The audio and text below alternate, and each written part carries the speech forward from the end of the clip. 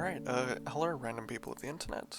Today is the 5th day of there not being a Nico Robin leader in the One Piece trading card game. And, I am justifiably terrified about, or no, not terrified, why am I saying terrified? I'm justifiably pissed about that. I just realized all of these reset from when I tried to organize them, so this is going to be fun. Anyway, today we are going to be doing a tier list of One Piece cover arcs as just sort of as to how they help build the world, because I'm very tired, and yeah, I have this so that I can remember the proper names of everything. So we'll start off going in chronological order, and just quickly, from the covers of the world is going to be classified as just this icon. And Judge did not save.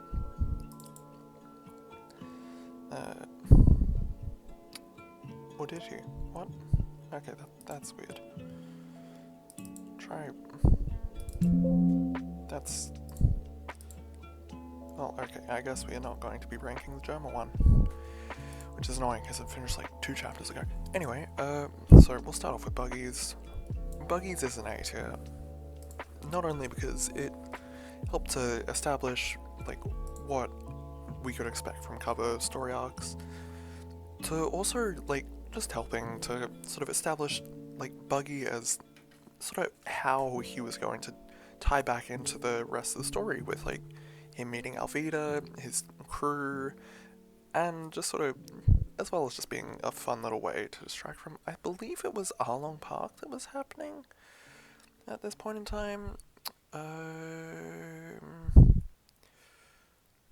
I'm not entirely sure, but yeah, we'll just guess it was Arlong Park. I don't know. Manga chapter 35 is oh no, it was not Arlong Park. It was very, very well before Arlong Park with fucking Kuro, and yeah, but it's generally pretty solid. It makes for a fun thing. It makes for a fun story, establishes Buggy to come back in the series, establishes more of his crew members, sort of the goofy dynamics between Richie and so on and so forth.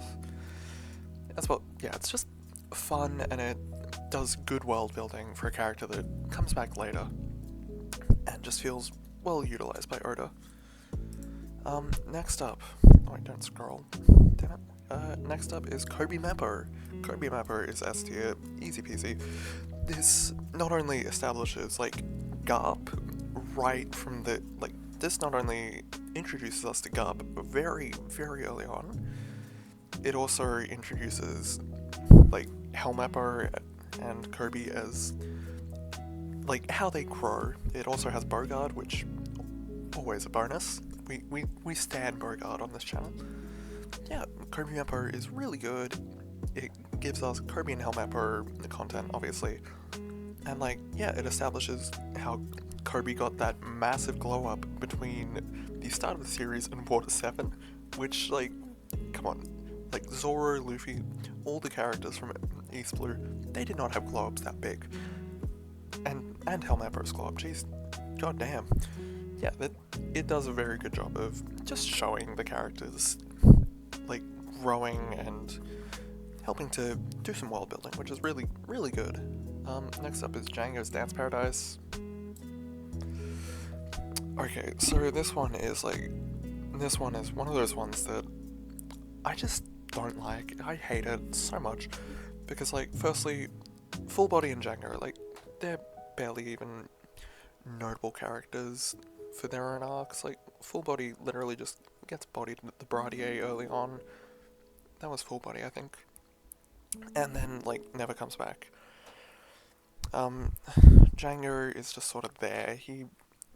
He's nice, but yeah, Kuro was the obvious villain, and he was just there to sort of help Kuro with his exposition dumps. And that's about it. Yeah, really boring one. Hachan's one also gets an A tier. It was really just sort of, it was nice because it ties back into the whole, well, it ties in in Fishman Island, and it's like, huh, yeah, these guys make more sense. Plus, like, it really helps with the world building of the Fishmen pirates and how, like, the weird mark on Harshan's forehead gets explained because he was a slave, and that is like both the mark of the Fishmen pirates, the Sun pirate, like that's the mark of fucking every group of Fishman pirates. And yeah, it's really good, really fun. Plus, like, Cammy and I'm forgetting his name, but the starfish, like they're really nice side characters. Like, yeah, and it ties in and Sabodi and all that. Awesome art. Yep, especially for cover one, but I don't know, I feel like it doesn't quite have the same like staying power as Kirby Mappo, because Kirby Mappo, like both of them come back and yeah, they actually do things throughout the story. And well, yeah, we saw on Hachinosu with Kirby, like Admiral Kirby, that whole thing. Yeah, it was like these are recurring characters that was their sort of our way of first getting to see them as recurring characters before they come back for Water 7, Marineford, so on and so forth. Albeit they don't come back super often, but that's mainly because One Piece arcs like 3 years each. Next up, Wapol. Wapol gets a C tier. Wapol's one, like, I don't know, if it was... Wapol, firstly, like, he isn't super interesting. Like, Drum Island, sure, it's a great arc. But, like, Wapol is a meh villain. He doesn't really have much going for him. And then, like, the change of heart from him being, like, this selfish king to him running a toy business to him then, like, forming his own, like, kingdom with the money he gets from the toy business and the absolute baddie he just somehow pulls, like, Wapol's whole thing is weird. Also, we are listening to Sessions Diana again, because I like this one. I think I said that already, but whatever. Aces, Blackbeard Search. Again, really good world building for... Actually, maybe I'll give it an S tier. Like, it helps us establish Ace as a character, helps us form a bond with Ace as a character. Like, helps us do so much for the world, as well as, like, establishing Marines, setting up for the Marineford conflict, like, well in advance. It does so much for the overarching plot, and it's just really, really good. Yeah, next up, Gadatsu. C tier. Gadatsu, like, his whole cover story is like, yeah, Gadatsu is there. Like, he was Enel's sidekick, or one of Enel's lackeys, like, and then what is he really going to do in the story? Like, what is this? Actually, maybe I'll give it a D. And Django can go up to C, because they at least, like, reappear with, is it Admiral Hina? Not Admiral Hina, Vice Admiral Hina. Yeah, I think they reappear with Hina, so they're at least useful to the story. It's some, like, this is ones that, like, they reappear in the story, or I like them. Or, like, I like it despite its many flaws. Gadatsu's, like, it doesn't really do a ton. Like, I guess maybe with Vivi coming back into the story and Alabasta being notable again, it could definitely, like, it could finally get paid off, but nah, it's not really a great one. Next up, Miss Golden Week. Miss Golden Week gets a B tier. Because, like, it helps us see, like, all the various members of Baroque Works, like, all of them coming back together, sort of, and getting to know them a bit when they aren't just opposing the Straw Hats. Plus, like, they're, like, Baroque Works as a whole, like, all the Misters and Misses and Bon Clay, like, they're awesome. Like, I really enjoyed seeing them as a group and, like, understanding their dynamics, even if I wasn't the biggest fan of, like, you know, Mr. 2, or no, Mr. 1, sorry. Yeah, Daz Bones. I'm not his biggest fan, but yeah, like, plus establishing, like, Crocodile and Daz Bones, like, them showing up again in Impel Down, and, like, yeah, it's just fun. It does good for the story and the world building, but it isn't like it isn't. I wouldn't say it's on the same level as Buggy or Hachan, but it isn't as bad as Wapol and Django. Next up, Anel. I'm sorry, like, Skypiea is a good arc, I swear, like, it's a very good arc, I like it. But Anel and Gadatsu just, their cover stories suck. Like, Anel's one with space and the moon, like, what? So there was some random ass doctor who made robots that went to the moon or something? Like, it's sort of very, what the heck is going on? And then, like, keep in mind, this cover story happened pre-time skip. So, like, Anel has been on the moon for 2 years. Not only that, he's capable of breathing on the moon, he has an army, and he has still not made it back to Earth. Like, bro, what? Plus, like, I don't think he's going to ever reappear again, and it's like, okay, that was kind of pointless, because, like, I don't know, I'm not the biggest fan of Anel's cover story, if you couldn't tell. Next up, CP9. Okay, so CP9, you know, the group of highly trained assassins, like government assassins that are so secret that the world doesn't know they exist. Most Marines don't know they exist. Like, these guys, they're so absurdly, like, secretive and powerful and dangerous and valued by the government. And then it's just them, like, performing everyday tasks and trying to help nurse Lucci back. And then, like, Lucci comes back, and there's just no acknowledgement of it. Like, Lucci and Kaku showed up on Egghead, but they barely, like, they basically just got bodied by Luffy and Zoro, and boom, that was it. Like, yeah, it just really, and then, like, the rest of CP9, no one really knows what they're doing. Like, are they part of CP0? Are they, like, yeah, it's just sort of mid. Like, it just doesn't do much. Straw Hat's separation serial, the time skip, S tier, do not need to explain that one. Or, okay, I'll give it an A tier because, like, firstly, I want S tier to feel valued, and secondly, I would have liked just more of it, like, getting to see more of, like, what is Robin doing with the Revolutionary Army?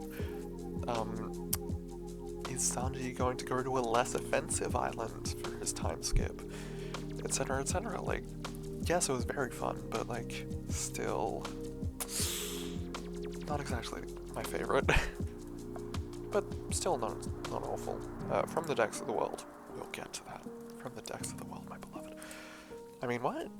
Karibo C tier. I would love to. I absolutely despise Karibu as a character. I do not like anything about him. He's creepy and weird, and I just want to punt him. I would give him, like, his own tier, but he at least ties into the story, even if I really do not want him to still be around on Egghead.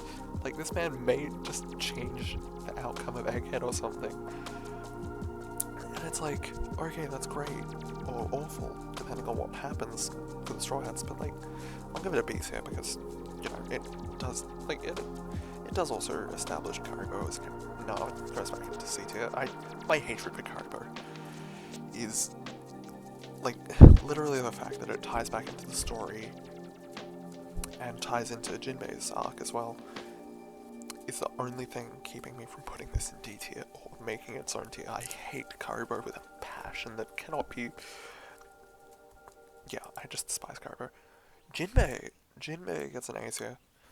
He's very, very, like, his cover story is great. It shows us, like, here is more of Jinbei as a character. Like, here's what this honorable Knight of the Sea is doing, like, post-time skip, like, post-Fisherman Island, between, like, him going, oh yeah, I need to settle things with Big Mom, but also him and, like, sort of his journey, his establishment of the new Fisherman Pirates, so on and so forth. Like, it's really good, and Jinbei is amazing, and it does just genuinely do great stuff for the characters. Next up, from the Decks of the World, okay, this is my Okay, so from...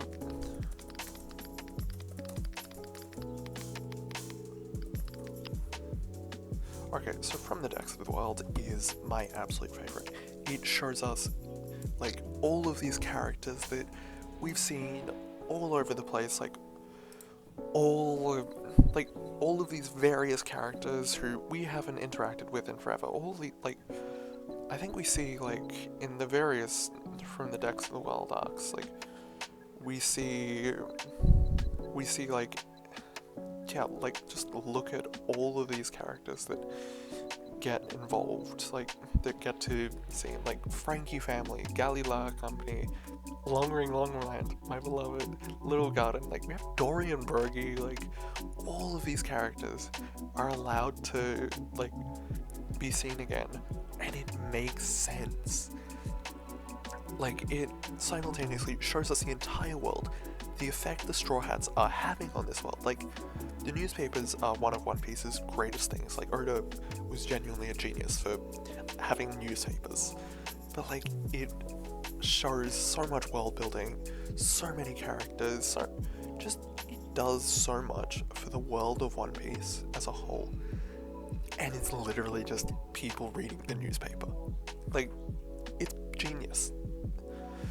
Next up is Straw Hat Grand Fleet. If we're being wholly honest, I don't really remember much of this, but, like, I think it's a B for barter. Like, it shows, it shows us what the Straw Hat Grand Fleet are doing, and, like, yeah, we just sort of get to spend some more time with the characters and see what they're doing after Dressrosa, while the actual Straw Hats go on to Zo, Whole Cake Island, and Wano. Jeez, yeah, we get to see, like, it's just good. Capone Beige gets beat here as well, because, yeah, Capone Beige's story doesn't really do a ton for the world, or correction, it hasn't really done a ton for the world yet, but it does give us a good look at, oh yeah, here's what's going on with, like, these characters we saw, and I would genuinely hope that we get more stuff like that for other members of the Lost Generation. Like, please, let me know what is going on with the Rouge. Like, yeah, we saw a Rouge at Sabaody. We saw him at Zo for like 5 minutes tops. And then we just haven't seen him since. Like, he's a member of the Worst Generation, and yet Killer has more backstory and screen time than him. You know, Kid's right-hand man.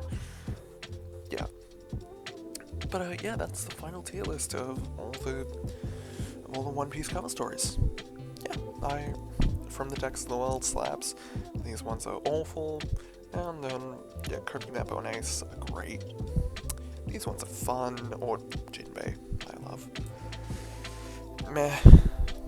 I would have liked to put them in D tier, but they have whatever redeeming qualities. Yeah, and then if I was actually able to have my judge file, please just import. Yeah, if I was able to have judge, I'd probably put him around B or A for the Germa 66, Germa 66, Germa 66, I don't know how it's meant to be said. But yeah, I'd put them around like B tier, or maybe A tier, because it does also give us backstory. But yeah, that's about it.